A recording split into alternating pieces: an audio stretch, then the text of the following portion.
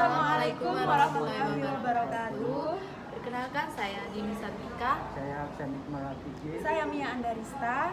Kami dari Prodi S1 S1 Manajemen Manajemen Fakultas Ekonomi dan Bisnis Universitas Muhammadiyah Lamongan. Bisnis. Apa sih etika bisnis itu? Pengertian etika. Etika adalah ilmu yang membahas perilaku benar atau salah seseorang. Jadi etika biasanya berkaitan dengan moral, tetapi ada perbedaan dalam kesehariannya. Kalau moral itu lebih ke perbuatan yang dilakukan, sedangkan etika itu nilai-nilai yang dilakukan. Pengertian bisnis.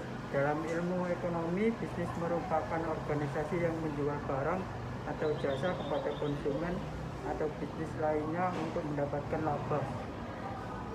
Nah, jadi etika bisnis merupakan cara untuk melakukan kegiatan bisnis yang mencakup seluruh aspek yang berkaitan dengan individu, perusahaan, dan juga masyarakat.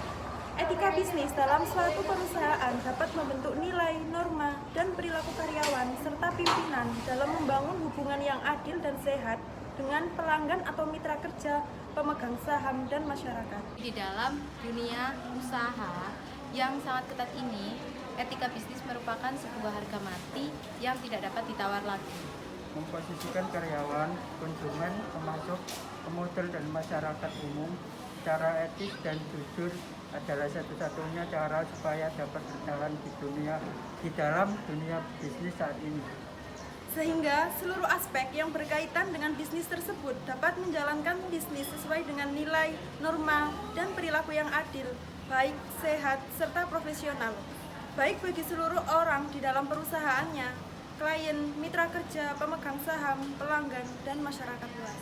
Ini adalah contoh yang kita ambil, yaitu pelanggaran etika bisnis dari PT Megarsari Makmur. PT Megarsari produk hits.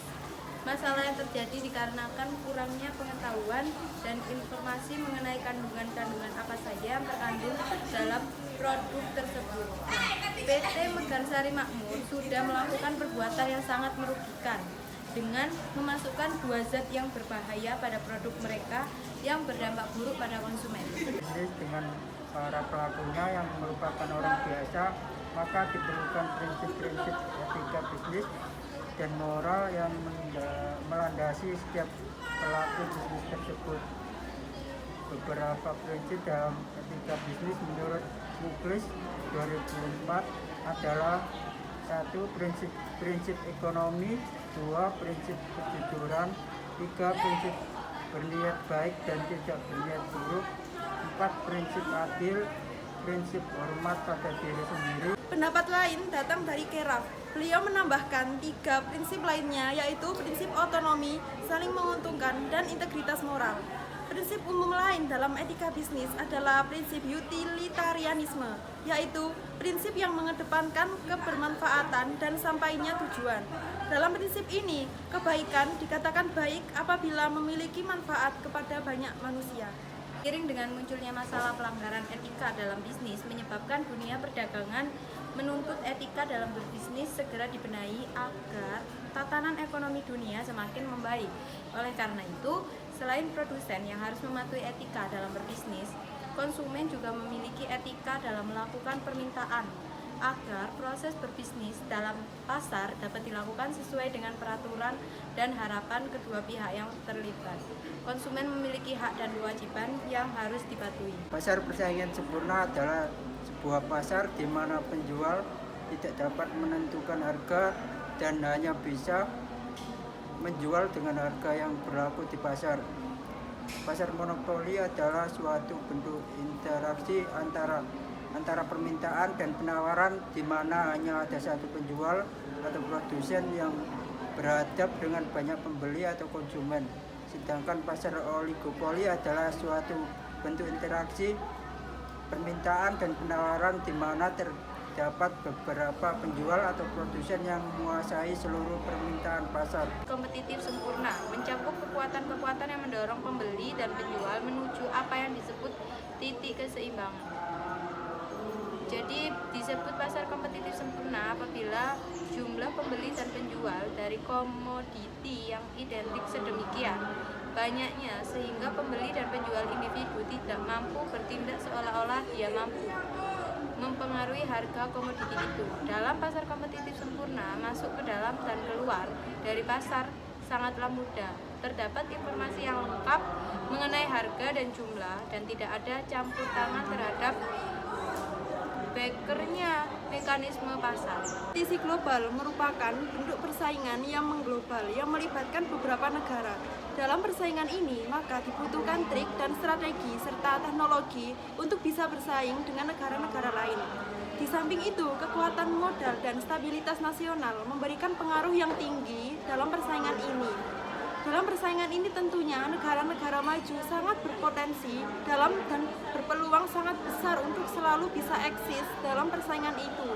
Jadi Indonesia memiliki daya atau kemampuan saing untuk berkompetisi dalam pasar global. Definisi secara luas yang ditulis sebuah organisasi dunia World Business Council for Sustainable Development (CSR) merupakan suatu komitmen yang berkelanjutan oleh dunia usaha untuk bertindak etis dan memberikan kontribusi kepada pengembangan ekonomi dari komunitas setempat ataupun masyarakat luas. Nah, CSR merupakan salah satu kewajiban yang harus dilakukan oleh perusahaan sesuai dengan isi pasal 7 Undang-Undang Perseroan Terbatas (UU/PT) yang baru. Undang-undang ini disahkan dalam sidang paripurna DPR. Untuk program CSR adalah sebuah konsep tanggung jawab sosial dan lingkungan yang dilakukan oleh perusahaan demi kelangsungan dan keberlanjutan kegiatan produksi perusahaan. CSR ini adalah konsep untuk membangun citra perusahaan dengan cara memberikan bantuan sarana dan prasarana umum kepada setiap pemangku kepentingan.